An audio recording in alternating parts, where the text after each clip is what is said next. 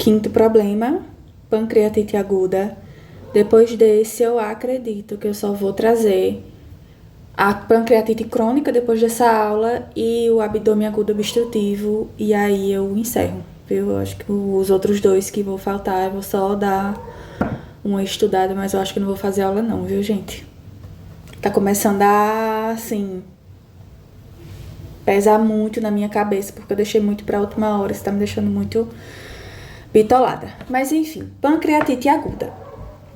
Características da pancreatite aguda pra gente perceber no paciente. Gente, ele vai ter uma dor epigástrica muito severa, então geralmente é uma dor assim que o paciente chega a ser insuportável. Ela pode irradiar por dorso, pode ser uma característica de uma dor em faixa. Graças a Deus, 90% dessa pancreatite, ela vai ser em um grau leve, mas 10% pode evoluir para uma pancreatite necrosante. E a definição é que é um processo inflamatório agudo, afeta o pâncreas, podendo envolver tecidos peripancreáticos e até mesmo outros órgãos. E qual é a fisiopatologia? Primeiramente, vamos entender a função do pâncreas, além da função endócrina, ela também é uma fábrica de enzimas digestivas, principalmente, de enzimas principalmente digestivas, servem para digestão. Então, assim, ela produz as enzimas que vão ali para o nosso intestino delgado. Então, se eu penso que um órgão, ele produz enzimas que vão digerir um alimento, essas enzimas precisam estar inativas dentro desse órgão, para que ela não afete o órgão em si, para que ela não possa digerir o próprio pâncreas.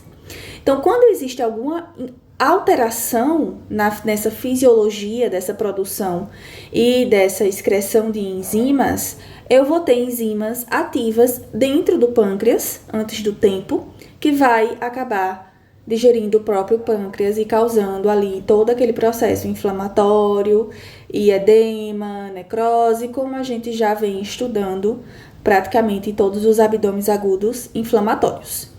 Mas como eu não gosto de não entender os porquês, como eu não gosto de explicar muito por alto, eu resolvi explicar melhor.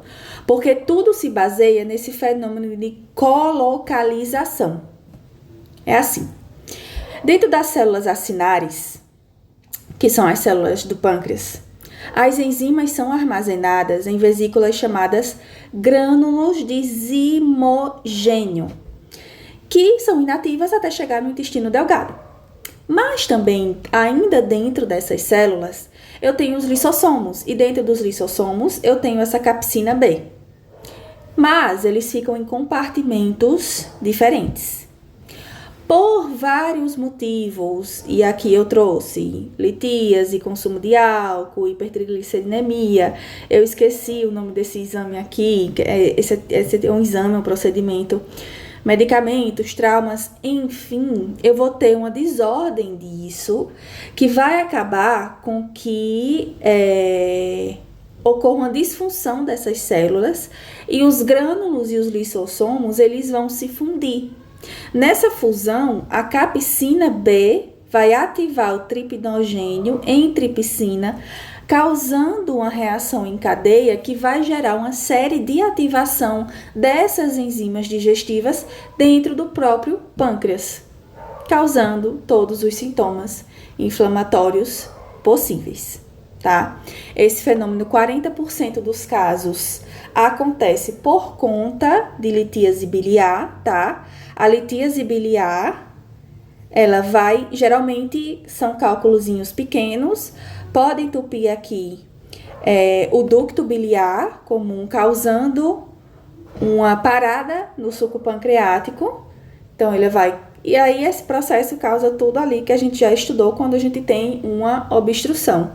Mas também o consumo de álcool aumenta essa questão das enzimas digestivas, causa uma parada, enfim, cada um existe o seu motivozinho, mas eu pesquisei e vi que todos cursam para esse processo aqui. Acaba ativando as enzimas digestivas do pâncreas, tá? Aqui está a etiologia, muito comum.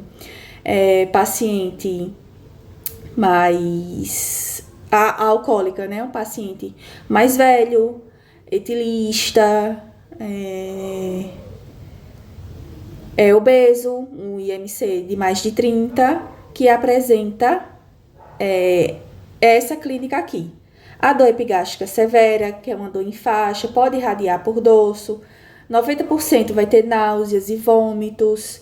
Também vou prestar atenção nos sinais vitais. Esse paciente vai me apresentar uma taquicardia, febre, protensão, taquipneia. No abdômen, ele vai ter uma dor à palpação, pode ser leve ou intensa, difusa ou localizada, uma irritação do peritônio.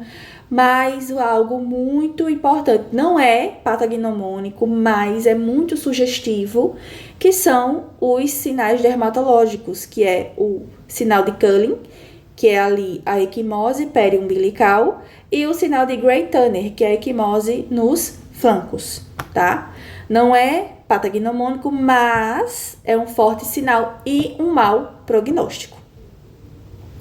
Dentro do diagnóstico, além da clínica, nós vamos prestar bastante atenção na questão laboratorial, porque eu vou ter um aumento da amilase ou da lipase que vai ser 3 vezes superior ao limite da normalidade. Se esse paciente ele já tem a clínica compatível com a pancreatite aguda, se ele já tem o laboratório, eu não preciso do exame de imagem para diagnóstico, tá? Mas obrigatoriamente eu preciso fazer uma USG de abdômen para eu ver a etiologia dessa pancreatite, tá? Não é obrigatório para diagnóstico, mas ainda se torna obrigatório o exame de imagem para eu ver a etiologia dessa pancreatite.